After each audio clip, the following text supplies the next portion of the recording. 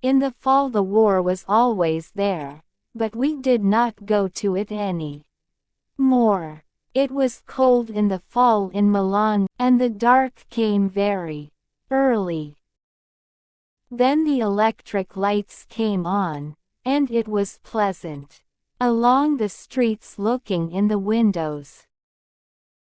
There was much game hanging outside the shops, and the snow powdered in the fur of the foxes, and the wind blew their tails. The deer hung stiff and heavy and empty, and small birds blew in the wind, and the wind turned their feathers. It was a cold fall, and the wind came down from the mountains. We were all at the hospital every afternoon, and there were different ways of walking across the town through the dusk to the hospital. 2 of the ways were alongside canals, but they were long. Always, though, you crossed a bridge across a canal to enter the hospital. There was a choice of 3 bridges. On one of them a woman sold roasted chestnuts. It was warm, standing in front of her charcoal fire, and the chestnuts were warm afterward in your pocket. The hospital was very old and very beautiful, and you entered through a gate and walked across a courtyard, and out a gate on the other side. There were usually funerals starting from the courtyard. Beyond the old hospital were the new brick pavilions, and there we met every afternoon and were all very polite and interested in what was the matter, and sat in the machines that were to make so much difference. The doctor came up to the machine where I was sitting and said, "What did you like best to do before the war? Did you practice a sport?" I said, "Yes, football." "Good," he said. "You will be able to play football again better than ever." My knee did not bend, and the leg dropped straight from the knee to the ankle without a calf, and the machine was to bend the knee and make it move as in riding a tricycle. But it did not bend yet, and instead the machine lurched when it came to the bending part. The doctor said, "That will all pass. You are a fortunate young man. You will play football again like a champion."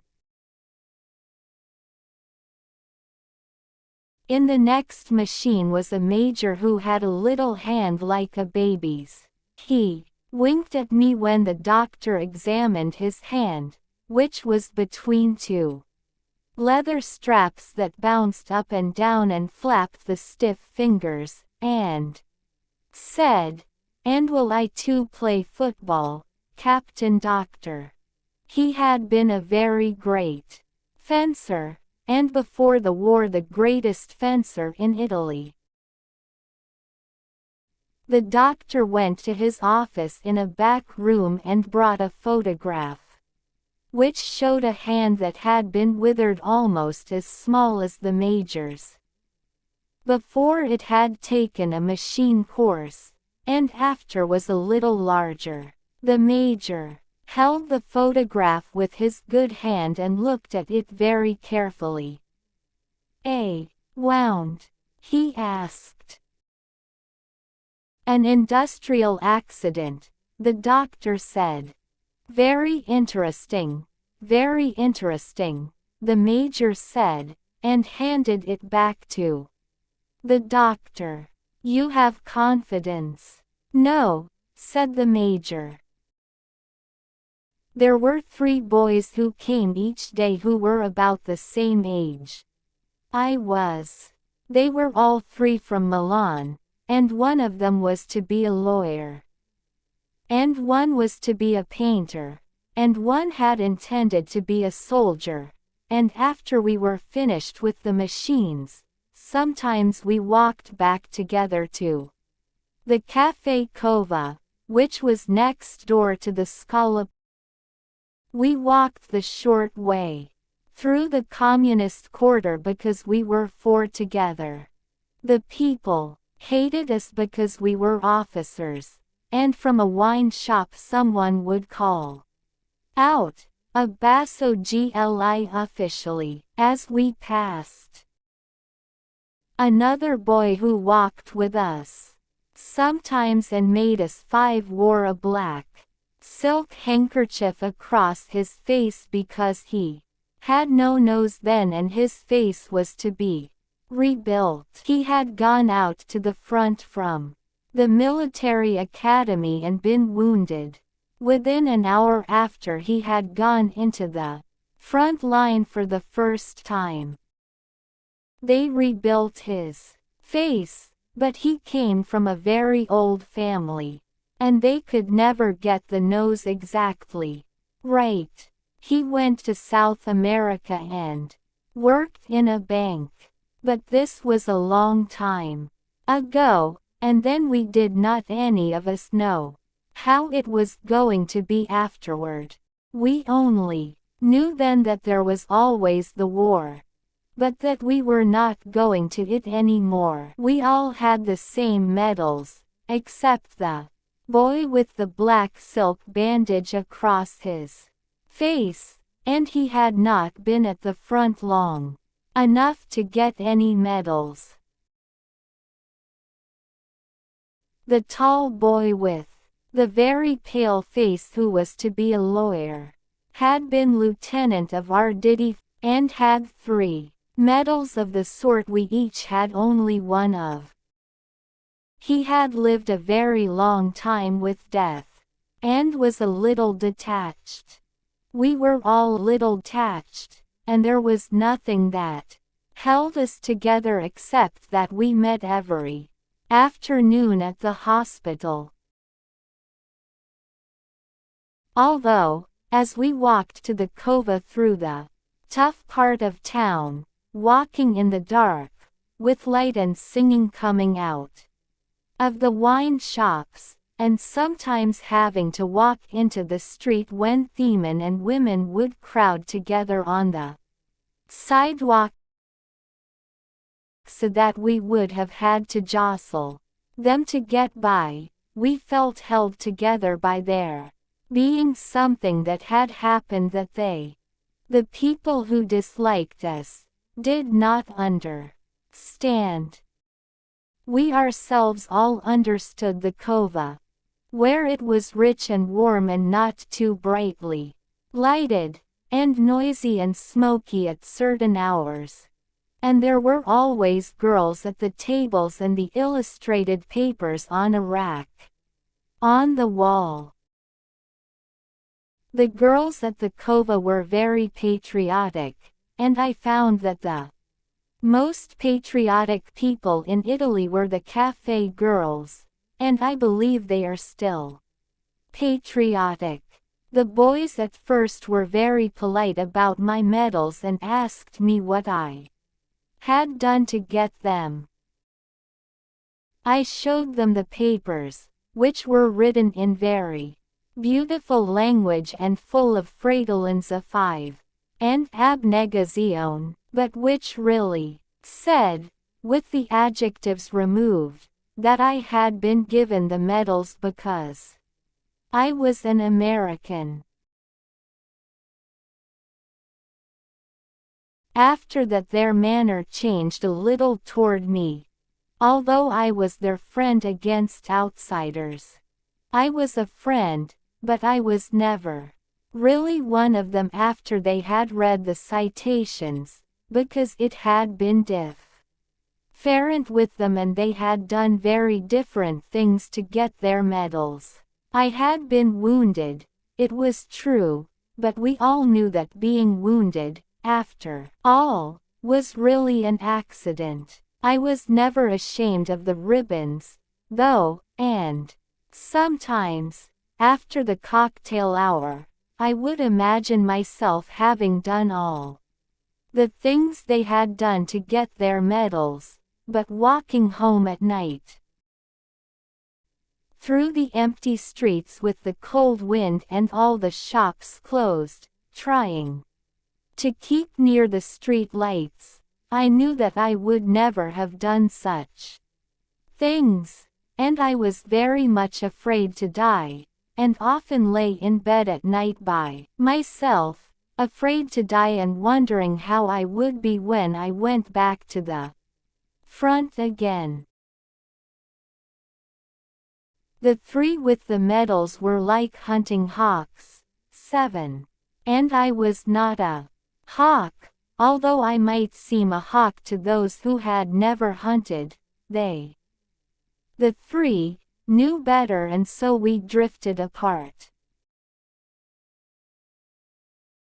But I stayed good friends with the boy who had been wounded his first day at the front, because he would never know now how he would have turned out, so he could never be accepted either, and I liked him because I thought perhaps he would not have turned out to be a hawk either. The major, who had been the great fencer, did not believe in bravery, and spent much time while we sat in the machines correcting my grammar. He had complimented me on how I spoke Italian, and we talked together very easily.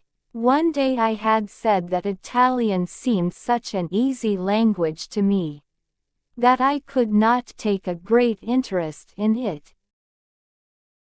Everything was so easy to say. Ah, yes, the major said. Why, then, do you not take up the use of grammar? So we took up the use of grammar, and soon Italian was such a difficult language that I was afraid to talk to him until I had the grammar straight in my mind. The major came very regularly to the hospital. I do not think he ever missed a day, although I am sure he did not believe in the machines. There was a time when none of us believed in the machines, and one day the major said it was all nonsense. The machines were new then, and it was we who were to prove them. It was an idiotic idea, he said, a theory, like another. I had not learned my grammar, and he said I was a stupid, impossible disgrace. And he was a fool to have bothered with me. He was a small man, and he sat straight up in his chair with his right hand thrust into the machine and looked straight ahead at the wall while the straps thumped up and down with his fingers in them. What will you do when the war is over, if it is over? He asked me. Speak grammatically. I will go to the States. Are you married? No, but I hope to be. The more of a fool you are, he said.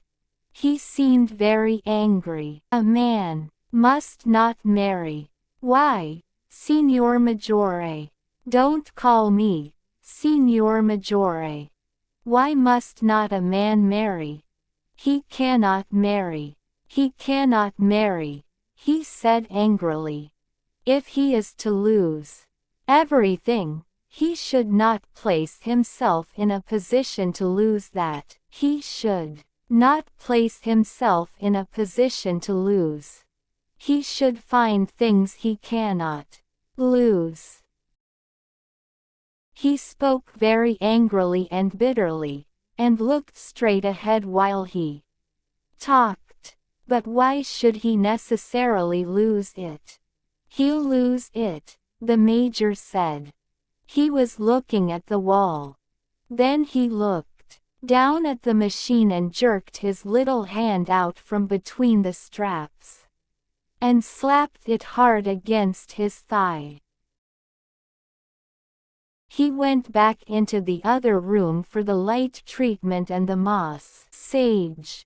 Then I heard him ask the doctor if he might use his telephone, and he shut the door. When he came back into the room, I was sitting in another machine. He was wearing his cape and had his cap on, and he came directly toward my machine and put his arm on my shoulder. "I am sorry," he said, and patted me on the shoulder with his good hand. "I would not be rude. My wife has just died. You must forgive me." "Oh," I said, feeling sick for him. "I am so sorry." He stood there biting his lower lip. "It is very difficult," he said. "I can not resign myself." He looked straight past me and out through the window. Then he began to cry. "I am utterly unable to resign myself," he said and choked. And then, crying, his head up looking at nothing, carrying himself straight and soldierly, with tears on both cheeks and biting his lips, he walked past the machines, and out the door. The doctor told me that the major's wife, who was very young and whom he had not married until he was definitely invalided out of the war, had died of pneumonia. She had been sick only a few days. No one expected her to die. The major did not come to the hospital for 3 days. Then he came at the usual hour, wearing a black band on the sleeve of his uniform. When he came back, there were large framed photographs around the wall, of all sorts of wounds before and after they had been cured by the machines. In front of the machine the major used were 3 photographs of hands like his that were completely restored. I do not know where the doctor got them. I always understood we were the first to use the machines. The photographs did not make much difference to the major because he only looked out of the window.